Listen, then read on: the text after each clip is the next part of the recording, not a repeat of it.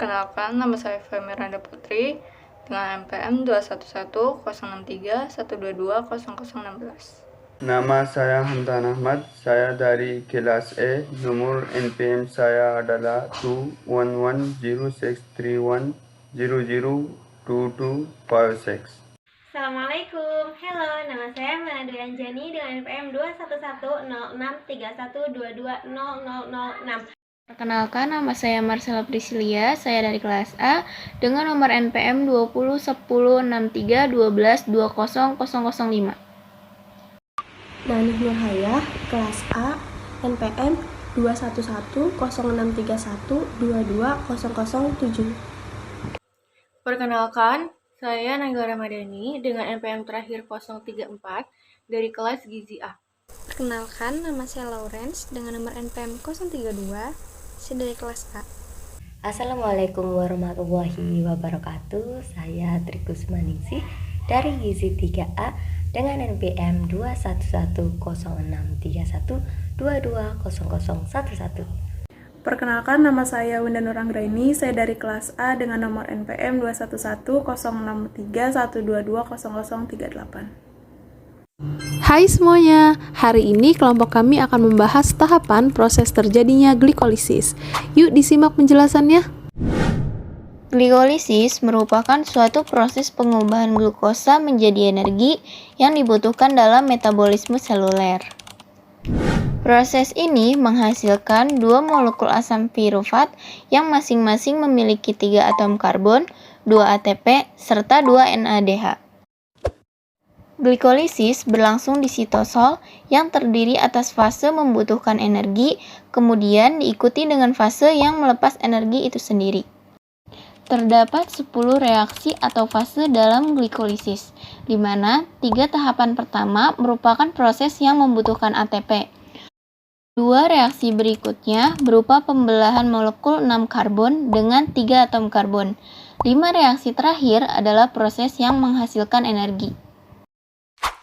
Lalu, apa saja sih fase-fase yang terjadi pada proses glikolisis?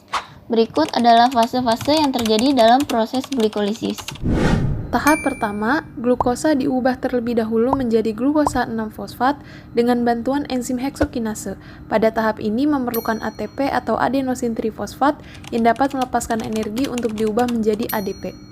Kemudian pada tahap kedua, glukosa 6-fosfat diubah menjadi fruktosa 6-fosfat yang akan dikatalis enzim fosfoheksosa isomerase.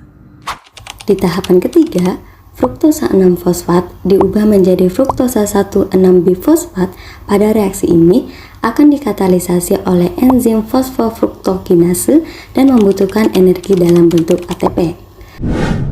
Di tahapan selanjutnya atau tahapan 4, 1,6-bifosfat yang memiliki 6 atom C dipecah menjadi glyceraldehid 3-fosfat yang memiliki 3 atom C serta dihidroksil aseton fosfat yang dimana proses reaksi yang terjadi dikatalisasi oleh enzim aldolase.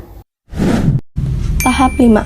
Pada satu molekul dihidroksil aseton fosfat yang terbentuk, selanjutnya diubah menjadi glyceraldehid 3-fosfat dengan bantuan enzim triosa fosfat isomerase, yang mana enzim tersebut bekerja secara bolak-balik. Tahap 6. Oksidasi glyceraldehid 3-fosfat menjadi 1,3-bifosfoglycerat dengan bantuan enzim glyceraldehid 3-fosfat dehidrogenase. Dalam proses ini terbentuk NADH. Lalu, 1,3-bifosfoglycerat diubah menjadi 3-fosfoglycerat dengan bantuan enzim fosfoglycerat kinase. Energi yang dilepaskan dalam reaksi ini dalam bentuk ATP. Selanjutnya, 3-fosfoglycerat tersebut diubah menjadi 2-fosfoglycerat dengan bantuan enzim fosfoglycerat mutase. Tahap ke-9, 2-fosfoglycerat tersebut selanjutnya diubah menjadi fosfoenolpirufat dengan bantuan enzim enolase. Dan tahap yang terakhir, fosfoenolpirufat yang dihasilkan selanjutnya diubah menjadi pirufat yang akan dikatalis enzim pirufat kinase. Dalam tahap ini juga dihasilkan ATP.